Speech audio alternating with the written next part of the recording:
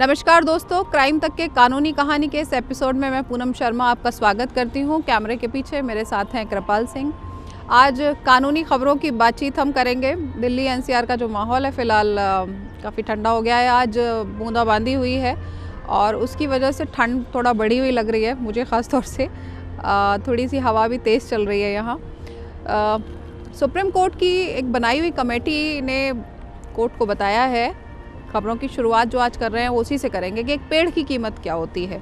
जी हाँ, इस कमेटी ने ये बताया है कि एक पेड़ की कीमत 74,500 रुपये सालाना होती है और इसमें सिर्फ लकड़ी की कीमत ही ऐड नहीं की जाएगी, बल्कि उससे मिलने वाली ऑक्सीजन, उससे मिलने वाले उर्वरक, यानी ओवरऑल एनवायरनमेंट पे एक पेड़ जो पॉजिटिव असर डालता है उसकी कीमत 74,000 सालाना की गई है। ये क्यों किया गया?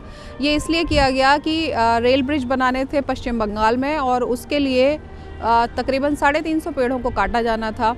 50 पेड़ उसमें से काटे भी जा चुके हैं, लेकिन 300 के आसपास पेड़ अभी भी बचे हुए हैं और उस पर एक PIL फिर दाखिल कर दी गई है, कहते हुए कि ये बहुत पुराने पेड़ हैं, 100 साल से के आसपास इनकी उम्र है और इनकी जो कीमत है वो बहुत ज़्यादा है। और लिहाजा फिर सुप्रीम कोर्ट ने एक कमेटी बनाई और उसमें बहुत सारे पर्यावरण विशेषज्ञ थे, उनसे राय ली गई और उन्होंने जो अपनी रिपोर्ट दी है उसमें साफ कर दिया है कि ये कीमत एक पेड़ की लगभग औसतन 74,000 से ऊपर है। दूसरी खबर जो है वो मैं आपको बताती हूँ, दिल्ली हाई कोर्ट से थे। यहाँ भी एक जनहित याचिका दाखिल की गई थी और उस जनहित याचिका में आज जो 26 जनवरी को हिंसा हुई थी उसी मामले में जांच की मांग की गई थी, लेकिन सरकार की तरफ से सॉलिसिटर जनरल तुषार मेहता आज पेश हुए और उन्होंने बताया कि तकरीबन 43 FIR जो है वो पहले ही इस मामले में दर्ज की जा चुकी हैं। जांच एजेंसी अपना काम कर रही हैं और उन 43 FIR में से 13 ऐसी FIR हैं जो स्पेशल सेल के पास भी ट्रांसफ़र कर दी गई हैं। मामले की जांच चल रही है। केंद्र सरकार का जो रुख था इस पूरे मामले को लेकर, उससे बहुत संतुष्ट दिखा दिल्ली हाई कोर्ट और कोर्ट ने याचिकाकर्ता को कहा कि वो इस याचिका को खारिज कर रहे हैं। हालांकि याचिकाकर्ता फिर इसको विड्रॉ करने के लिए तैयार हो गए। तीसरी एक और ख़बर है, वो आपके फेवरेट हीरो से जुड़ी हुई है, बॉलीवुड के सलमान खान से जुड़ी हुई है। और ख़बर ये है कि जो काला हिरन शिकार मामला है उसमें उनको पेश होना है 6 फरवरी को, यानी परसों। तो उन्होंने आज राजस्थान हाई कोर्ट में ये अर्ज़ी लगाई है कि वो वर्चुअली पेश होना चाहते हैं, यानी कोर्ट में सीधे फिज़िकली ना जाके वो मुंबई से ही कोर्ट के सामने पेश होना चाहते हैं। इस मामले में राजस्थान हाई कोर्ट ने नोटिस कर दिया है केंद्र सरकार को और बाकी और जो पक्षकार हैं।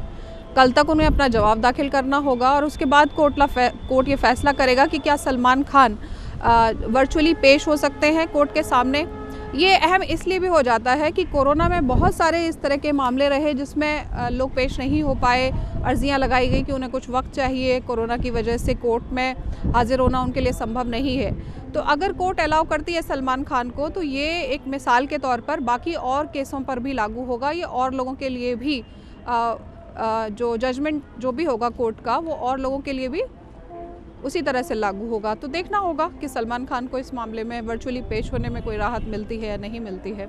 आज आगे मैं आपको बताती हूँ कि भारत में ये जो गीता पर हाथ रखकर शपथ खाने की कसम जो लेते हैं लोग, ये कब से शुरुआत हुई? ये दरअसल मुग़ल कालीन शासन में शुरू हुआ, क्योंकि माना यह जाता था कि जितने भी हिंदू धर्म के लोग हैं वो अगर इस पवित्र ग्रंथ पर हाथ रख के कुछ बोल रहे हैं, कुछ शपथ खा रहे हैं, तो वो झूठ नहीं बोलेंगे।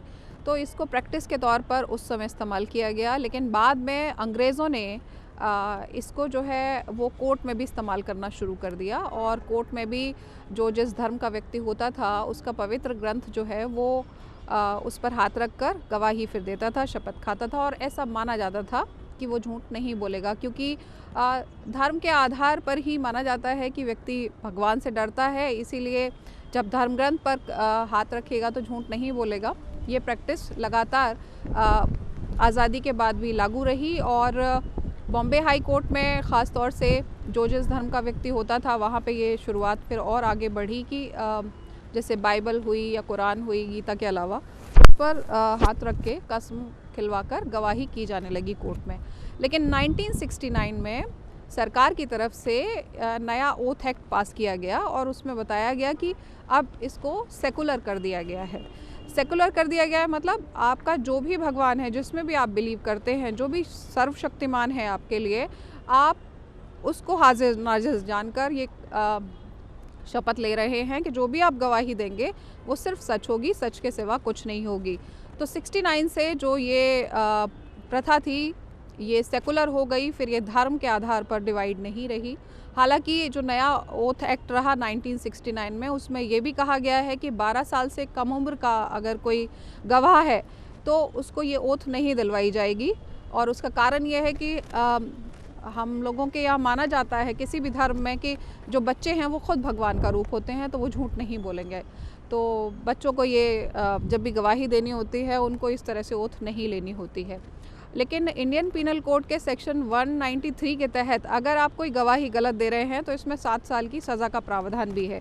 तो यानी जब भी अगर आप गवाही देने जा रहे हैं और आपने ये शपथ खाई है कि जो भी आप बोल रहे हैं वो सिर्फ सच है, सच के सिवा कुछ नहीं है, लेकिन बाद में पता चलता है कि आपने गवाही जो थी वो गलत दी थी, झूठ दी थी, तो आपको 7 साल तक की सज़ा भी हो सकती है। हमारे यहाँ ये माना जाता है, इसकी शुरुआत तो जैसे मैंने आपको बताया कि मुग़ल काल में हुई थी, लेकिन हमारे यहाँ माना जाता है कि शुरू से जो कॉन्सेप्ट रहा है वो ये है कि ख़ास तौर से जो हिंदुओं के धर्म ग्रंथ रहे हैं उसमें बहुत सारी जगह इसका जिक्र है कि गंगा जल को हाथ में लेकर लोग जो शपथ लेते थे उसका पूरी ज़िंदगी पालन करते थे, और जो भी कहते थे गंगा जल को हाथ में लेकर वो माना जाता था कि वो अक्षरत सही बोल रहे हैं, सच बोल रहे हैं, उसमें कहीं कोई झूठ की गुंजाइश नहीं है। बाद में फिर उसको गीता की तरह ले लिया गया कि गीता भी उस तरह का धर्म ग्रंथ है जो हमें जीवन का मार्गदर्शन सिखाता है। तो ऐसे में जब गीता पे हाथ रखेंगे तो भी लोग झूठ नहीं बोलेंगे। कोर्ट में भी यही प्रैक्टिस लगातार सालों चलती रही 69 तक। उसके बाद फिर अब आप नया ओथ एक्ट आने के बाद अभी भी जब भी गवाही होती है तो ये गवाह से कहलवाया जाता है कोर्ट में, कटघरे में जब वो खड़ा होता है कि वो जो कुछ भी बोल रहा है सच बोल रहा है। एक चीज़ और मैं आपको बताना चाहूँगी कि कई बार ये सवाल खड़ा होता है कि गीता पर हाथ रख के जब शपथ दिलाई जाती थी तो रामायण पर हाथ क्यों नहीं रखवाया जाता था, जबकि रामायण में कहीं ज़्यादा जिक्र है भगवान राम के बारे में और उनको पुरुषोत्तम, मर्यादम पुरुषोत्तम कहा जाता है। तो उसका कारण ये था कि गीता में जीवन के दर्शन को लेकर बातें बताई गई हैं, यानी कि किस तरह से आप अपना कर्म कर सकते हैं, किस तरह से जीवन आपको जीना चाहिए, उसको लेकर चीज़ें हैं। तो इसीलिए रामायण की बजाय गीता की ओथ ली जाती रही थी। एक चीज़ और आपको बताऊंगी कि ये तमाम चीज़ें धर्म से जुड़ी हुई हैं लोगों के, लेकिन कोर्ट कचहरी में जितने भी फैसले आते हैं वो सब गवाह और सबूतों के आधार पर होते हैं, और उन्हीं गवाह और सबूतों की जो भी ट्रायल के दौरान चीज़ें कोर्ट को दिखती हैं उसके आधार पर कोर्ट फैसला करता है।